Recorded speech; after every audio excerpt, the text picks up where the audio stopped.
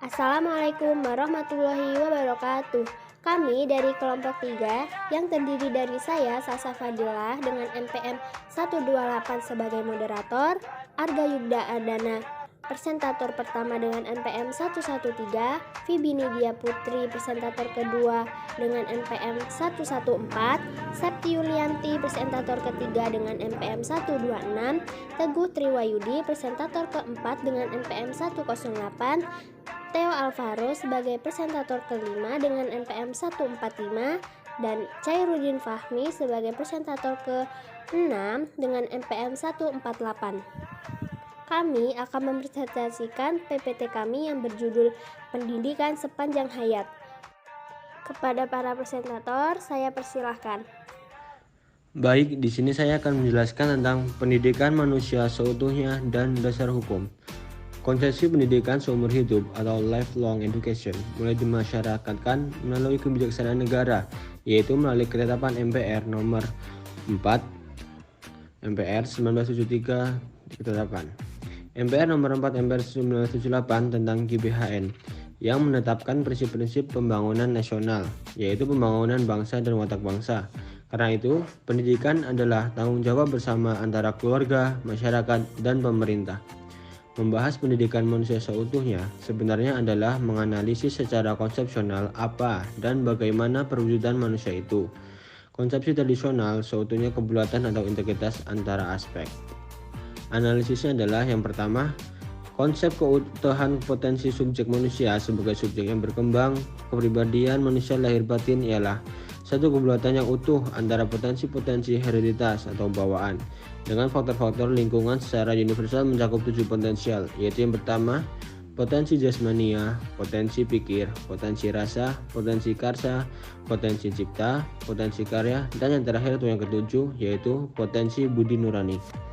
Yang kedua ada konsepsi keutuhan wawancara atau orientasi. Manusia sebagai subjek yang sadar nilai, manusia bersikap, berpikir, bertindak, dan bertingkah laku dipengaruhi oleh wawasan dan orientasinya terhadap kehidupan dan nilai-nilai yang ada di dalam wawasan. Di dalam wawasannya yang dimaksud mencakup 1. Wawasan dunia dan wawasan akhirat. 2. Wawasan individual dan sosial. 3. Wawasan jasmaniah dan rohaniah. 4. Wawasan masa lampau dan masa depan. Keempat wawasan ini akan memberikan aspirasi dan motivasi bagi sikap dan tindakan seseorang menurut kadar kesadaran wawasannya masing-masing. Baik, selanjutnya ada dasar, tujuan, dan implikasinya. A. Dasar-dasar. Prinsip pendidikan manusia seutuhnya dan berlangsung seumur hidup didasarkan atas berbagai landasan yang meliputi 1. Dasar-dasar filosofis, dasar-dasar psikologis, dasar-dasar sosio-budaya. B. Tujuan pendidikan manusia seutuhnya dan seumur hidup adalah untuk mengembangkan potensi kepribadian manusia sesuai dengan kodrat atau hakikat. 2. Berlangsung selama manusia hidup seirama dengan pertumbuhan kepribadian manusia yang bersifat dinamis. C. Implikasi yaitu sesuatu yang merupakan tindak lanjut dari suatu kebijakan atau keputusan manusia seutuhnya sebagai subjek didik atau sasaran didik. Proses berlangsungnya pendidikan yakni seumur hidup dengan mengingat potensi-potensi manusia seutuhnya, maka dapat dikembangkan wujud manusia seutuhnya dengan membina dan mengembangkan sikap hidup, yaitu 1. Potensi jasmani dan panca indera. 2. Potensi pikir atau rasional. 3. Potensi perasaan. 4. Potensi karsa atau kemauan yang keras dengan mengembangkan sikap rajin, belajar atau bekerja, ulet, tabah, menghadapi segala rintangan, berjiwa rintis, hemat, dan hidup sederhana. 5. Potensi cipta dengan mengembangkan daya kreasi dan imajinasi. 6. Potensi karya. 7. Potensi budi dan nurani. Selanjutnya ada eksistensi pendidikan sepanjang hayat. Pendidikan sepanjang hayat Lifelong education dalam prakteknya sudah dilaksanakan oleh manusia sejak ada di dunia. Secara konsepsional, lifelong education yaitu konsep baru dalam pendidikan. Menurut konsep lifelong education tidak terbatas oleh ruang dan waktu. Pendidikan akan selalu berlangsung dalam totalitas kehidupan di dalam keluarga, suku bangsa, masyarakat pada umumnya. Menurut Hamel, pada waktu itu kehidupan seseorang dibagi menjadi 3 periode, yaitu pertama, sekolah dan belajar, 2, kehidupan yang aktif, 3, usia lanjut. A. Latar belakang historis pada tahun 1919. Komite Pendidikan Orang Dewasa, Kementerian Pendidikan Kerajaan Inggris dalam laporannya menggambarkan pendidikan orang dewasa merupakan sebagai suatu kebutuhan nasional yang tepat dan merupakan suatu aspek yang tidak dapat dipisahkan dengan peradaban manusia. Laporan tersebut menyimpulkan bahwa kesempatan untuk pendidikan orang dewasa atau adult education harus bersifat universal dan sepanjang hayat. Laporan inilah yang merupakan pertanda lahirnya istilah pendidikan sepanjang hayat atau lifelong education. B. Makna dari konsep pendidikan sepanjang hayat. Berusaha untuk mencetak manusia baru, bahwa sistem nilai merupakan suatu proyek masyarakat yang sangat besar. Pendidikan sepanjang hayat merupakan jawaban terhadap kritik-kritik yang dilontarkan terhadap sekolah. Menurut konsep pendidikan sepanjang hayat, kegiatan-kegiatan pendidikan dianggap sebagai suatu keseluruhan. Konsep ini mesti disesuaikan dengan kenyataan serta kebutuhan masyarakat yang bersangkutan. Konsekuensi pendidikan. A. Cara belajar. Dalam sistem ini, guru bukan hanya pengajar, melainkan harus menjadi pendorong.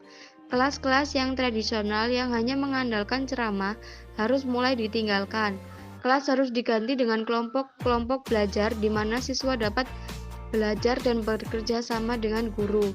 Siswa tidak lagi terbebani dengan tugas menghafal, melainkan harus mampu menggunakan seluruh media informasi dari mulai perpustakaan, radio, televisi, sampai kepada pemanfaatan komputer.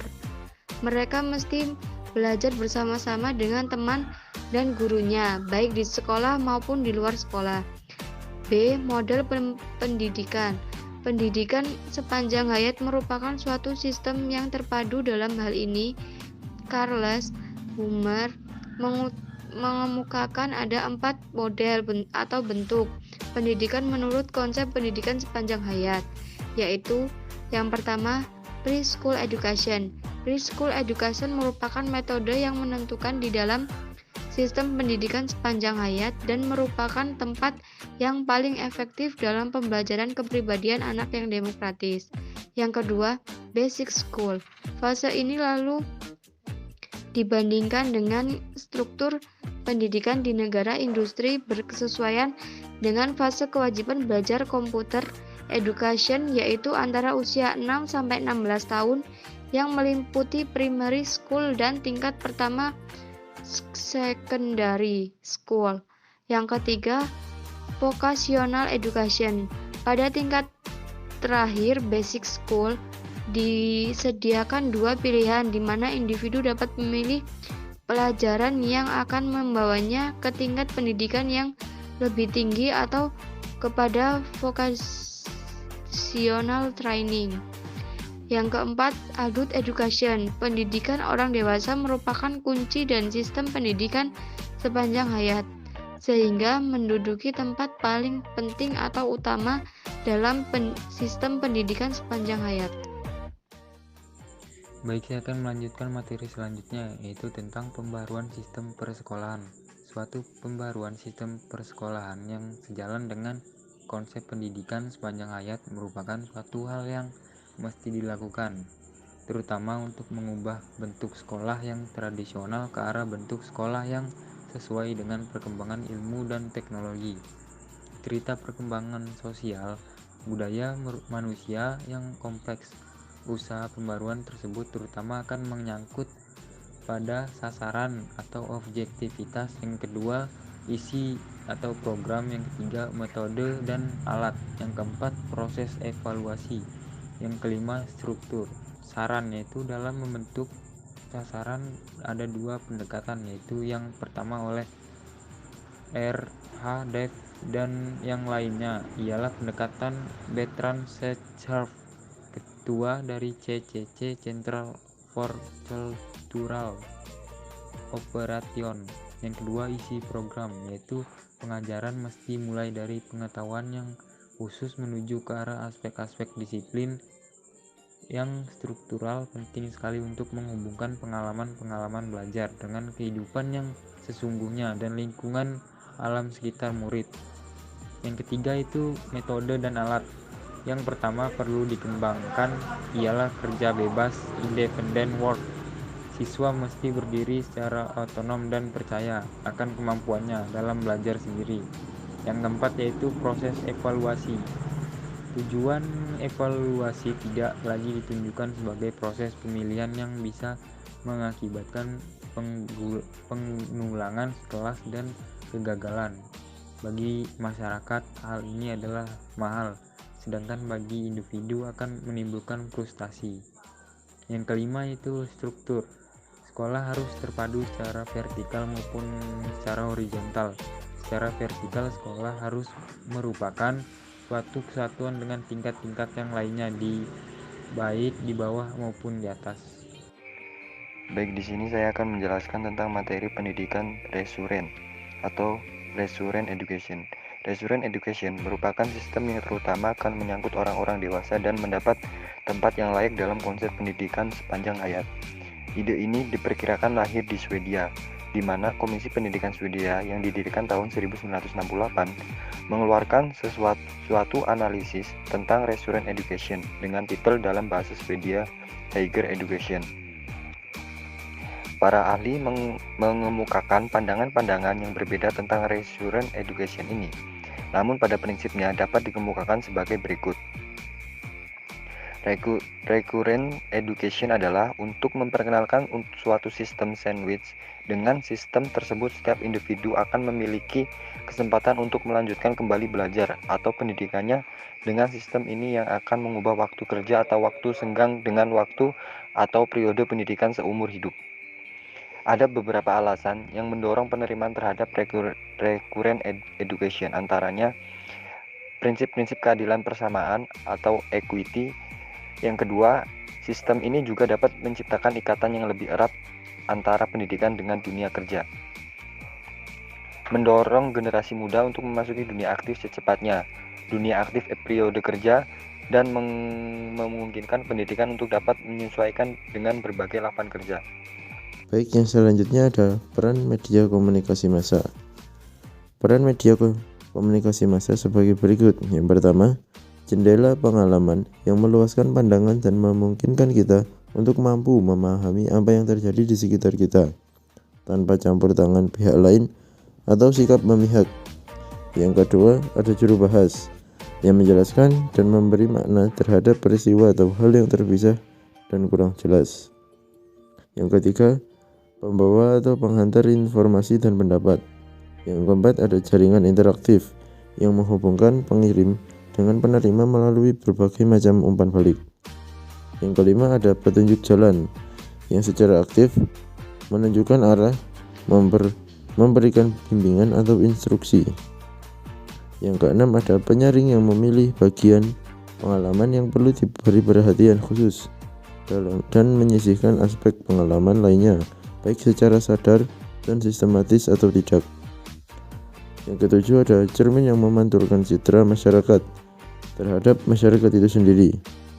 Biasanya pantulan citra itu mengalami perubahan atau distorsi karena adanya penonjolan terhadap segi yang ingin dilihat anggota masyarakat. Yang selanjutnya ada fungsi komunikasi massa. Fungsi komunikasi massa ada fungsi informasi, fungsi pendidikan, fungsi mempengaruhi, dan fungsi hiburan. Baik, demikianlah presentasi kelompok 3. Kami memohon maaf apabila ada kesalahan dan terima kasih atas perhatiannya. Wassalamualaikum warahmatullahi wabarakatuh.